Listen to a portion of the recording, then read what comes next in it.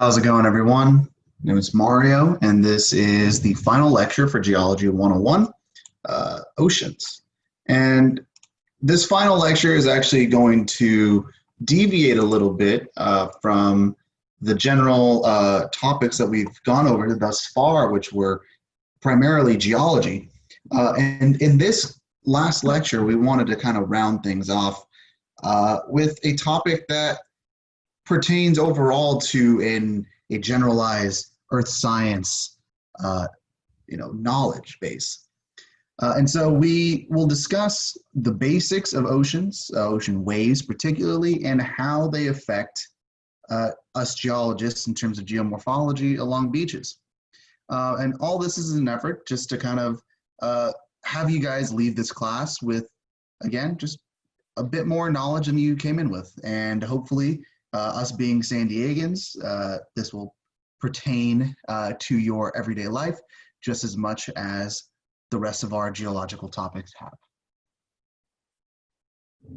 So first off, we're going to talk about how waves actually propagate through a body of water. So at this point, we've now talked about a couple of different wave forms. So we discussed seismic waves and how they will propagate through a body of rock and finally make their way to the surface. Here, we're going to be discussing how a wave body will move through water, and it behaves a little differently. The main way that it does this is because water is a free-flowing mass. It's composed of separate water particles. So when a wave propagates through a body of water, each individual particle can move independently from the other. And so because of this, water particles oscillate when a wave comes through. And it does this by simply riding the wave.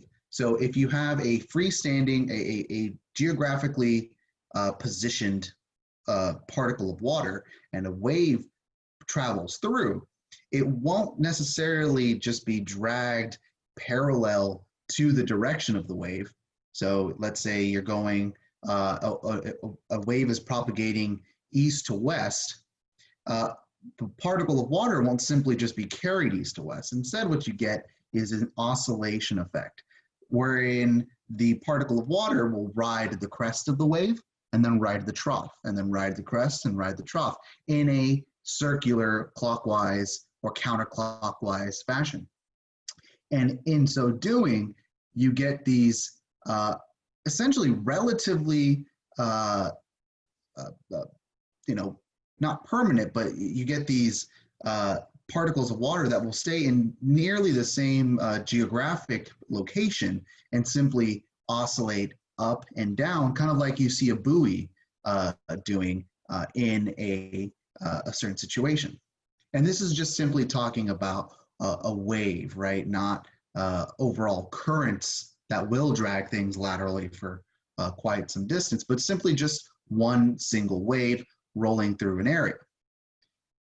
Another thing that we will extract from this figure is the notion of wave depth. So if we think about a wave breaking, or not breaking, but a wave expressing itself on the surface, there is a certain depth to which a wave actually has an influence on water, at least at the surface. And that depth at which a wave will essentially dissipate in terms of its energy is called the wave depth. And that wave depth is calculated by half of the wavelength, which we will discuss more here. If you remember from our other discussions, and this is true for all wave mechanics, doesn't matter if it's an ocean wave, a seismic wave, or a light wave, all waves have these same basic principles. A wavelength is the distance measured from a crest to a crest, or from a trough to a trough. A wave height is the distance, vertical distance, between a crest and a trough. And the amplitude is half of the wave height, right? So the amplitude is the distance measured from the midway point up to a trough, or down, up to a crest, or down to a trough. And so remember I just said that wave depth, so the distance from the surface of a body of water that a wave will actually penetrate down or have an area of influence is half of the wave length. So if we take half of the wavelength, which is a horizontal distance, and turn that into a vertical distance, then you'd get the wave depth.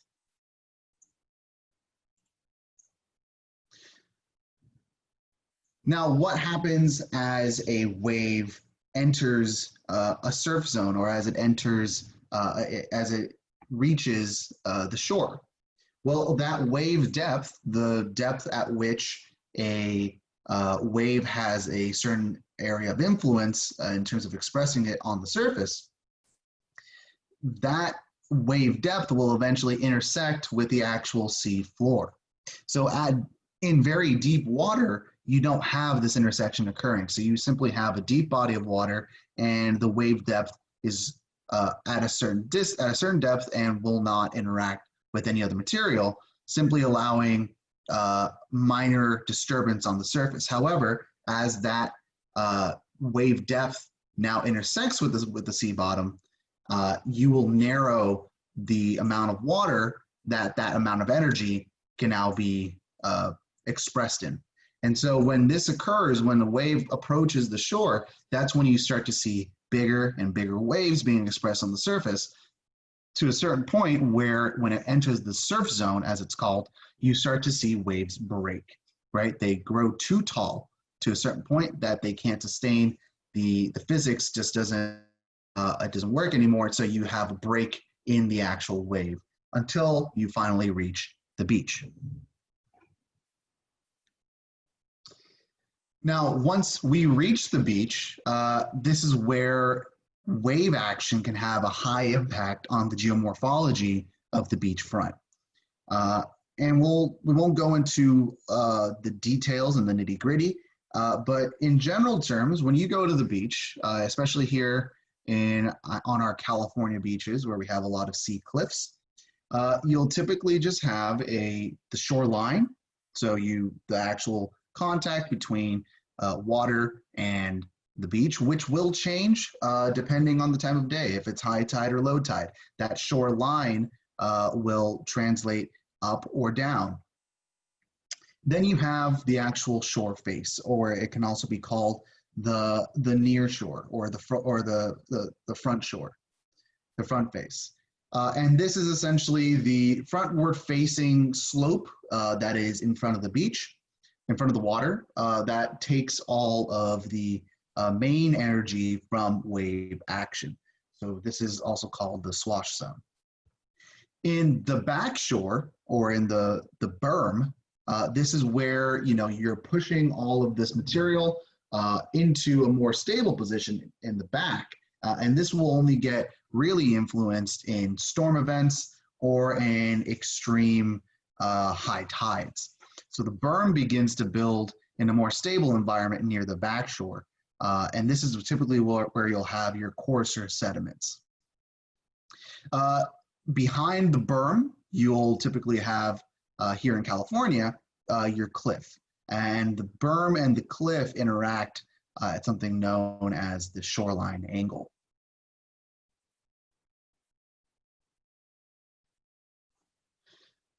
So there are a couple of different methods in which oceans or ocean currents can erode or transport material along our beaches. And that is through rip currents and something known as longshore drift. And we won't be going into a lot of the complex modeling that goes into understanding much of the nitty gritty for these two topics, rip currents especially. There's a lot of math that gets involved in understanding this, but we'll go over some of the basics. So a rip current is essentially just a narrow current that goes perpendicular to the shore.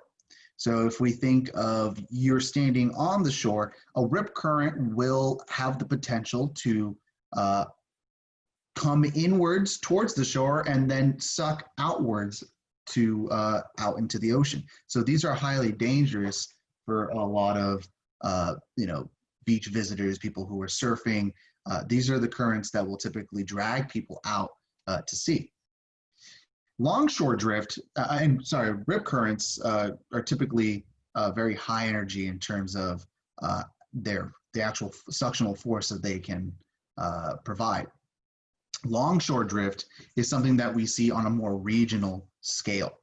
So longshore drift, and like for example, the California current, which is a very prominent example of longshore drift. We have a very overarching and affecting northern current that goes from north to south, and generally transports sediments from northern beaches to more southern beaches all along the entire west coast. And so longshore drift will transport sediments like clays, silts, and sands along entire regional coastlines at a consistent angle to the shoreline. And so this is how we are able to, as people, protect our beaches against longshore drift, because this is a large-scale regional effect that we can anticipate. And so this is why you see these breaks and beach defenses or beach erosional defenses that will be oriented in a consistent manner, because we're able to anticipate that longshore drift direction. And so this is a diagram showing a rip current. So as it comes perpendicular to the actual beach face, it will break onto the beach, and then it will essentially coalesce into a single suctioning channel that rips all of the a lot of material away from the beach and brings it back into a offshore channel. And again, these are a more local effect, a more local current, but they're very high energy in their local vicinity. And here we see an example for longshore drift. So longshore drift, again, you're seeing a consistent regional current that is essentially transporting sediment from one directional beach, so in our case, more northern beaches, and plucking them off of these beaches and transporting them southward.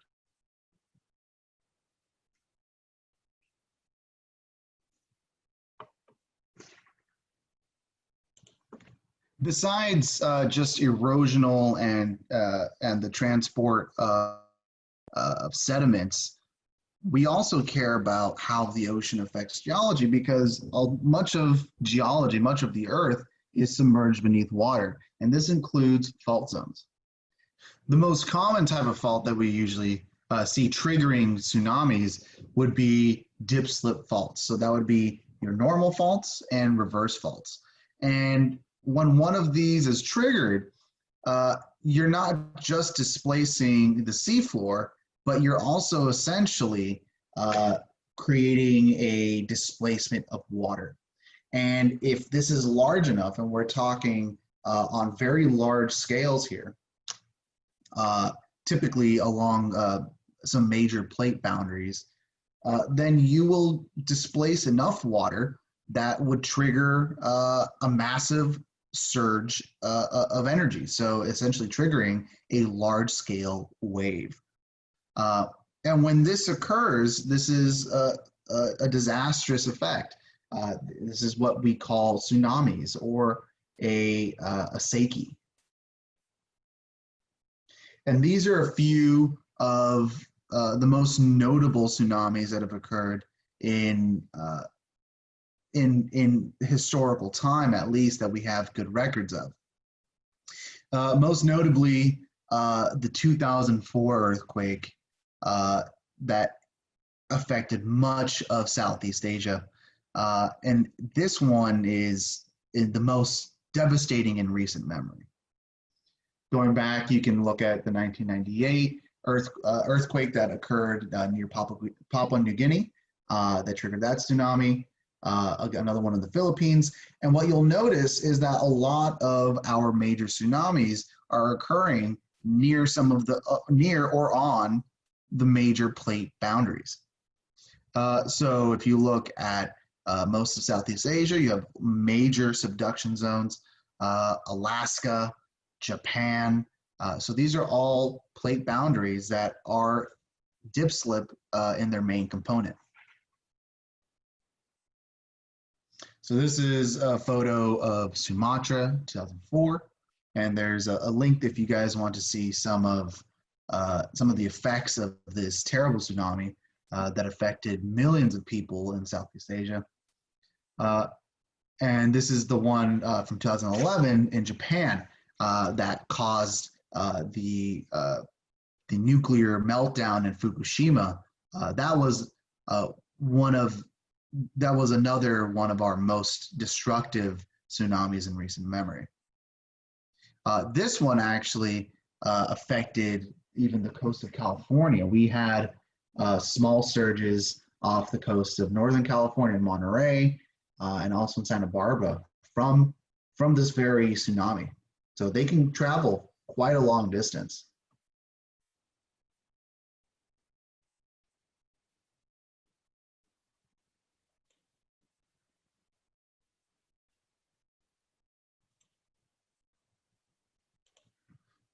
So that was it for 12. I'd like to thank you all for joining in as we end the class. And I hope you guys all learned something and you walk away from this course with a little bit better of an understanding for your surroundings. And hopefully we sparked some sort of interest in geology and hell, even oceanography.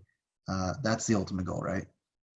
So thank you guys, and I hope you have a good break and a good rest of the semester. Good luck on your finals, and stay safe, and keep it up.